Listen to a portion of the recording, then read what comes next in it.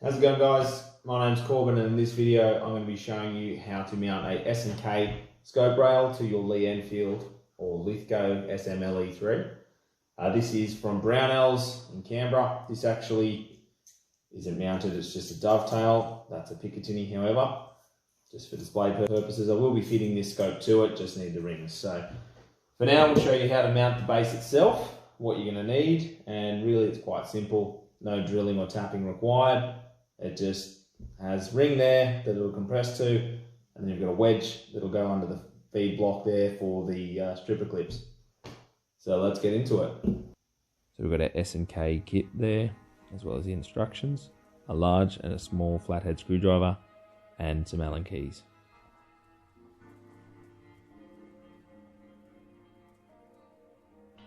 So we're going to start by removing all the bedding screws along the bottom of the rifle.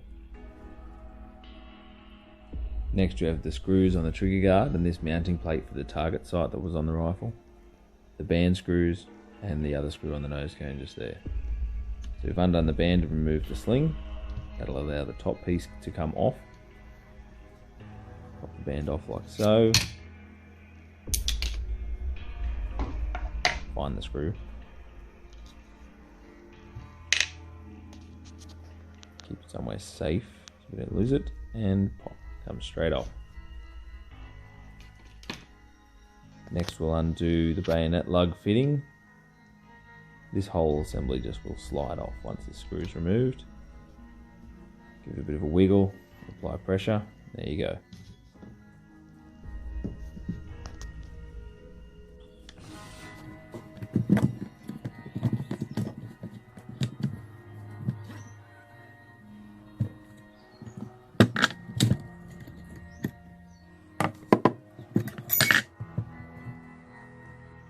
So as you can see, we've kept all our screws and springs and stuff from the safety all in one spot, as well as the trigger guard. It'll pop off like this. And yeah, so I've placed all the screws in different compartments in order from front to back of the rifle.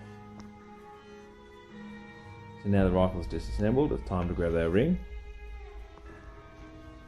Now you might think you can just slide it straight up and over the sights, but you can't.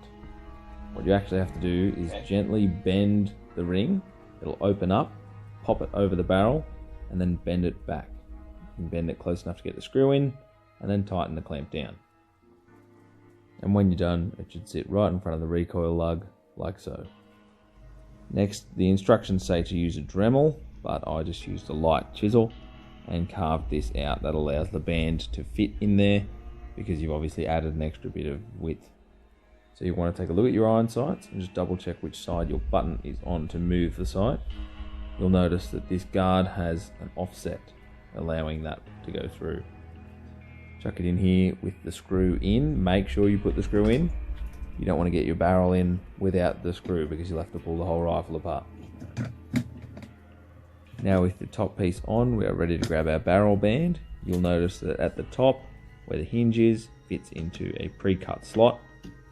Squeeze them together and close the hinge. Then grab your sling, hold it together while popping the screw through.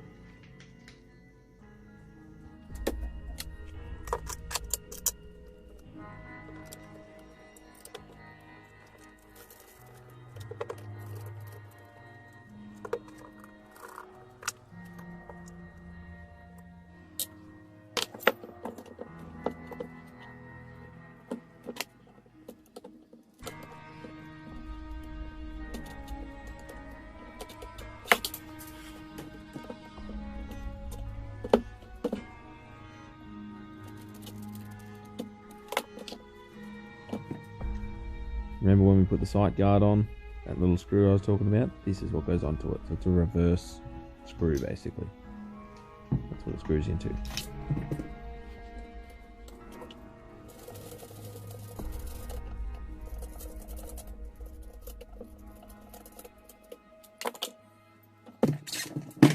Now for the trigger guard, try to stick the back in first so that the trigger grabs, and just make sure you can operate it a couple of times, just like that. So we're ready to start fitting up our base. You can see there how it's going to mount. Now this is the wedge. You can see there it's angled on one side. And what that's actually going to do is grab onto, you can see here, if that was our block, it'll mount like so.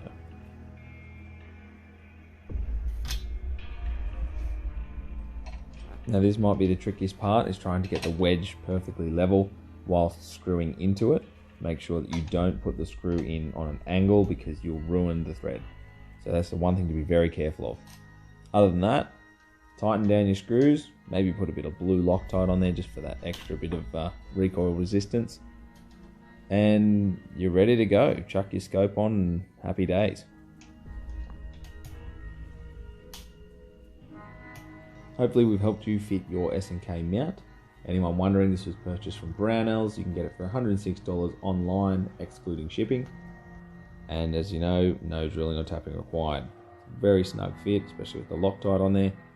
And if you want to see us shoot this rifle with this scope, hit that subscribe button, guys. Thanks for watching. We'll see you next time.